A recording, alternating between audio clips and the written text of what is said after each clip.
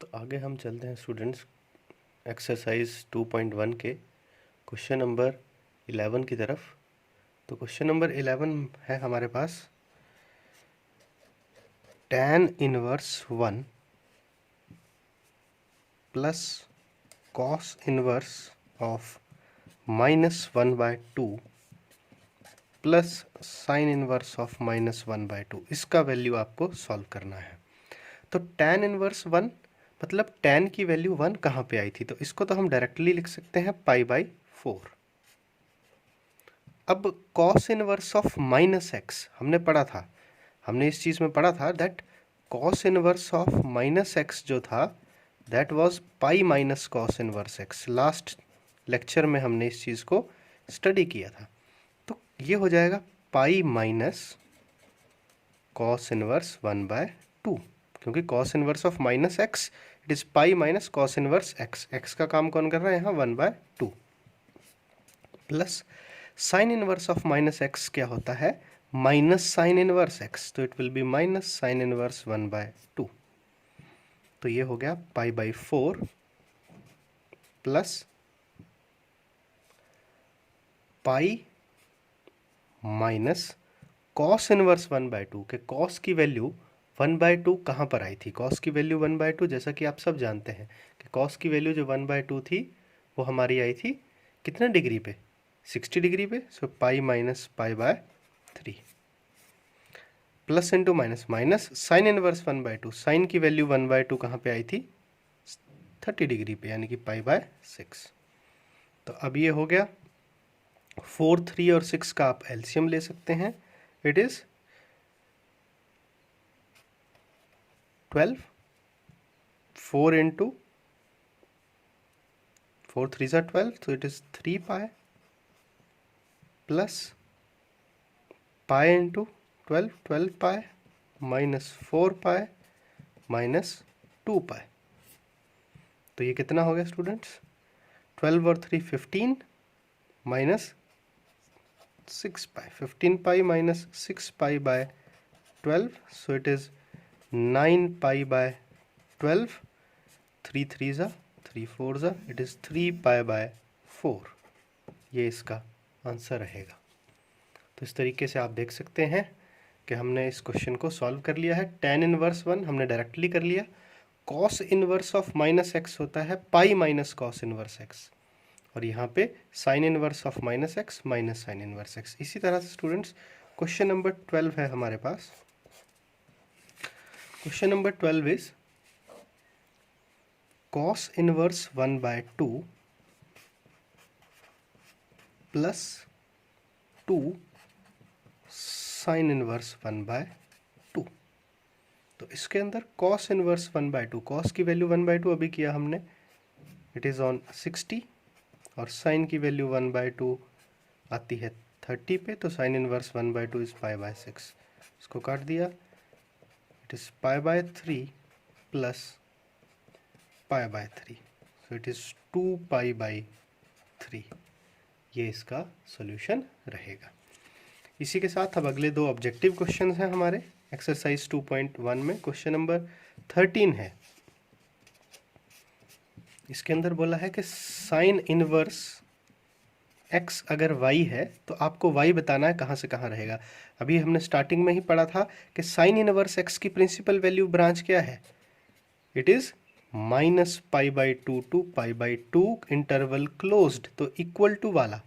तो यानी कि ये होगी आपकी ऑप्शन नंबर बी, इसका आंसर होगा बीटा, क्योंकि साइन इनवर्स x अगर y है तो इसने पूछा था y कहाँ से कहाँ तक लाई करेगा, तो y जो है वो आपका -π/2 से π/2 तक लाई करेगा, और दोनों को इंक्लूड करना है तो लेस देन इक्वल टू के साइंस जहाँ पे इक्वल टू भी लगा है वो भी आपको इंक्लूड करने हैं।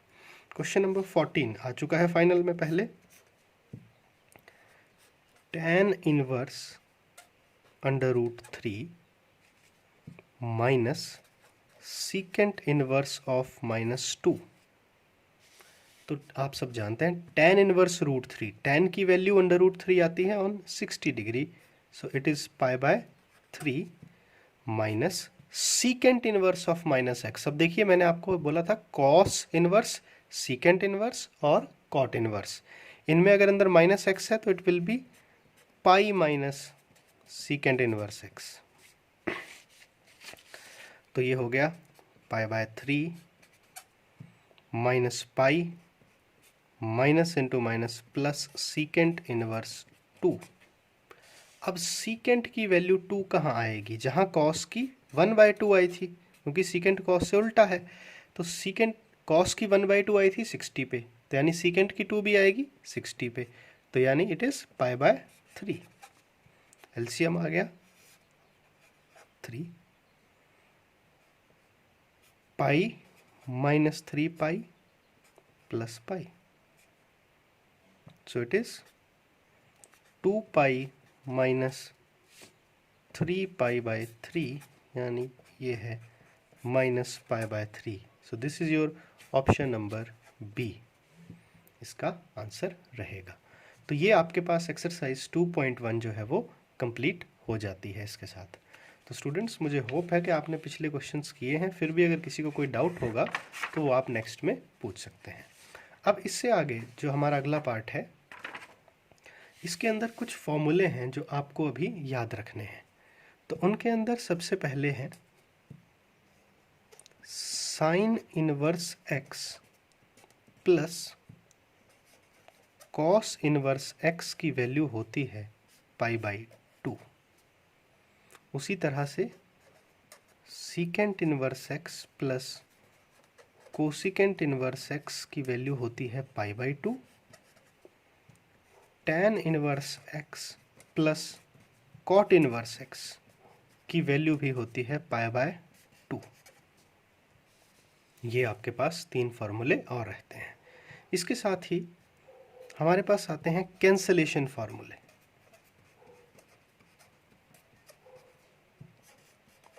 इसमें, या जिसको हम सेल्फ एडजस्टिंग